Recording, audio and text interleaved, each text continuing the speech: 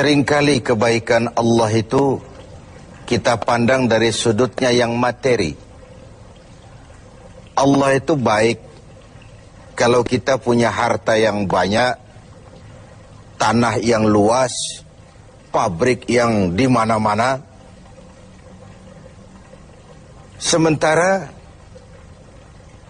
kalau cuma sekadar itu kebaikan Allah, terlalu sedikit orang yang mendapatkannya. Padahal kebaikan Allah tidak pernah berhenti dan meliputi seluruh makhluk yang hidup ini. Karena itu pada kesempatan jumpa sore ini, saya ingin mengajak kita melihat kebaikan-kebaikan Allah dalam bentuk yang lain. Bahwa kita diberikan harta yang banyak, itu kebaikan Allah. Diberikan tanah yang luas, itu juga kebaikan Allah. Diberikan perusahaan, pabrik di mana-mana, itu juga kebaikan Allah. Tapi tidak terbatas kepada itu. Ada kebaikan-kebaikan yang non-materi, yang malah justru itulah esensi kebaikan itu. Mari kita renungkan sebuah hadis di mana baginda Rasul bersabda, arba'atun man u'tiyahunna faqad u'tiya khairat dunya wal akhirah.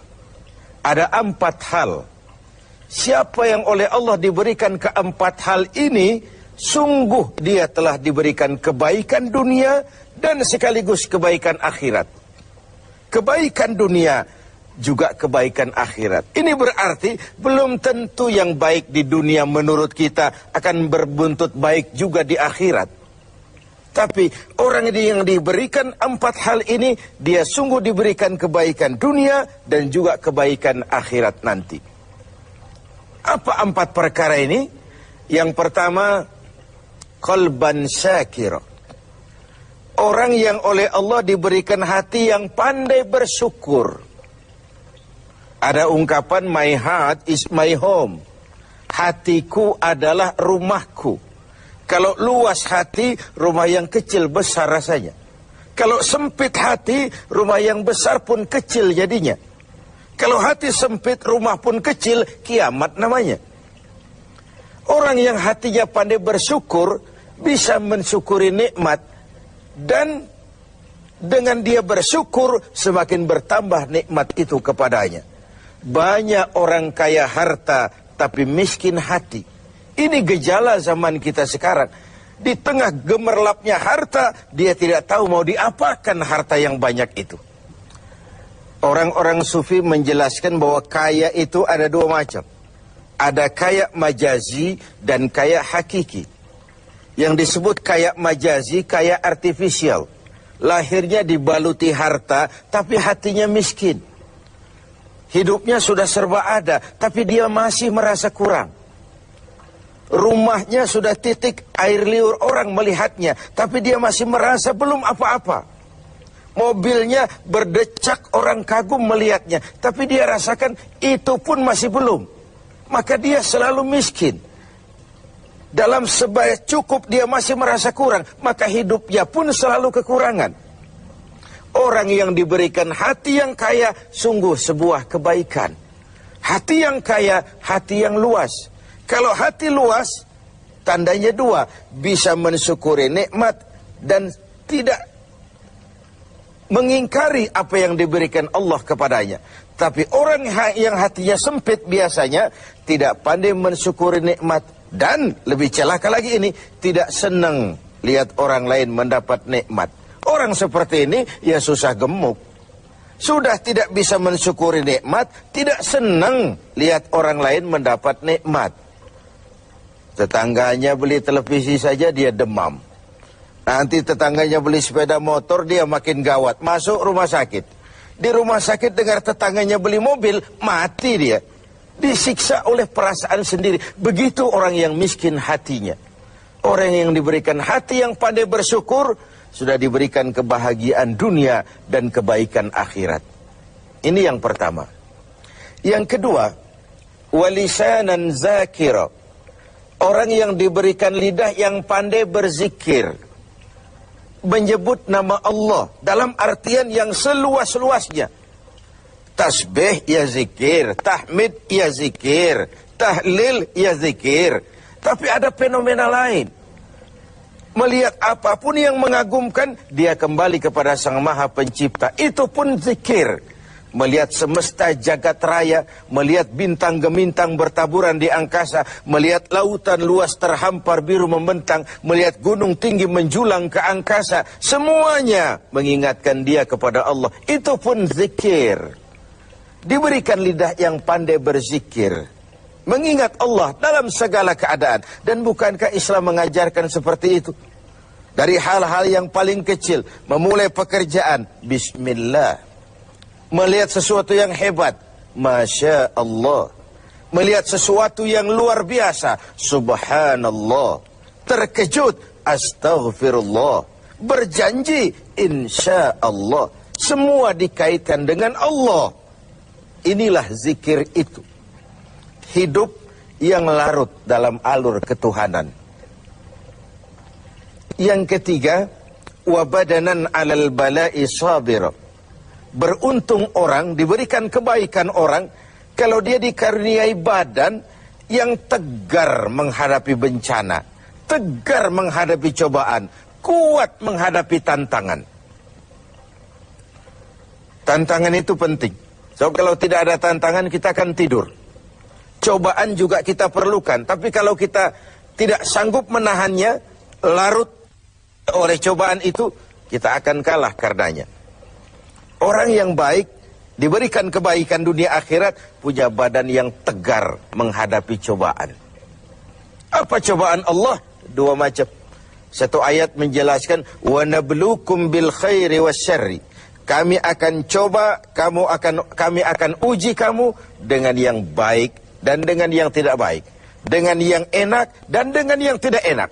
Dengan yang menyenangkan dan dengan yang tidak menyenangkan. Bukan cuma sakit cobaan itu, sehat pun ujian. Bukan cuma miskin ujian, kaya pun cobaan. Bukan cuma tidak punya jabatan cobaan, naik pangkat pun ujian. Kita ni yang namanya ujian kan yang tidak enak saja. Kalau sudah sakit, ya Allah, sedang diuji. Sehat, lupa daratan. Miskin, ujian. Setelah kaya, lupa bahwa itu juga ujian. Fenomenanya apa? Banyak orang lulus ketika diuji dengan kemiskinan, tapi gagal berantakan setelah diuji dengan kekayaan. Ketika miskin dia hamba Allah, setelah kaya dia pindah menjadi hamba harta. Belum pernah ada orang datang mengeluh, Pak Ustadz, saya sedang diuji oleh Tuhan. Kenapa Pak? Uang saya sedang banyak. Belum pernah. Kalau sudah bangkrut, miskin, baru merasa diuji. Bukankah sejarah syarat dengan contoh? La nufarriqu baina ahadim min rusuli. Kami tidak membeda-bedakan para rasul. Tidak ada rasul yang dianak emaskan. Semuanya diuji, semuanya ditempa, semuanya digembleng. Semuanya tegar seperti batu karang di tengah samudra. Walau tiap hari dihempas ombak, dihantam gelombang, dia tetap berdiri dengan tegar. Begitulah orang yang diberikan kebaikan oleh Allah. Lain dengan orang yang loyo, sedikit kena kesulitan seperti ayam sampar, kerakap tumbuh di batu, hidup segan mati pun tak mau. Skeptis, pesimis. Apa yang bisa kita lakukan kalau dasar hidup kita sudah skeptis dan pesimis itu tadi? Hidup ini adalah cobaan. Semakin tinggi kualitas keimanan, semakin berat cobaan itu. Semakin kokoh berpegang kepada agama, semakin kuat pula cobaan datang menerpa. Yang terakhir, orang yang diberikan kebaikan dunia akhirat, wa zaujatan salihatan, diberikan istri yang salihah, pendamping. Tidak ada suami bisa sukses jadi apapun dia tanpa peran serta dan dukungan istrinya.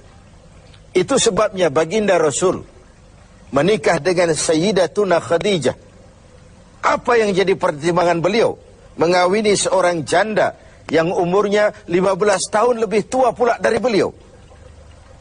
Kalau sekedar memperturutkan hawa nafsu, mestinya tidak Khadijah yang dipilih oleh baginda Rasul. Mestinya Kalau istilah kita sekarang cari ABG saja. Tapi jelas baginda Rasul bukan cuma sekedar mencari istri, beliau mencari seorang pendamping. Apa bedanya ini?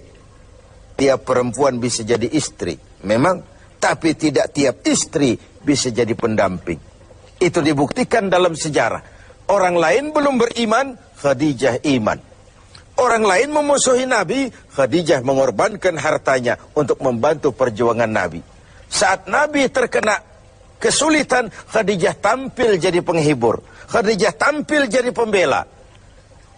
Ketika pertama kali berhadapan dengan malaikat Jibril menyampaikan wahyu, Rasulullah gemetar seperti orang demam. Kembali ke rumah, "Zammiluni ya Khadijah." Selimuti saya Khadijah, selimuti. Kenapa bang? Barusan turun Jibril, dia katakan begini. Saya khawatir Khadijah. Khadijah mengerti suaminya mengalami semacam frozen emotional attitude. Sebagai istri yang bijak, pendamping yang baik, beliau tampil, "Kalla ma yukhzikallahu abada." Jangan khawatir bang, Allah tidak akan menyusahkan abang untuk selamanya. Tenanglah ini. Rumah tangga adalah awal kesuksesan kita di tempat lain. Karena itu, kalau diberikan istri yang solehah, itu sudah kebaikan dunia dan kebaikan akhirat. Seorang pejabat yang jujur, polos, lugu, sederhana, bisa jadi koruptor ulung kalau dikipas-kipasi oleh istrinya. Suami-suami yang berstatus DKI, di bawah kekuasaan istri, tidak lagi sebagai pendamping, tapi sudah menjadi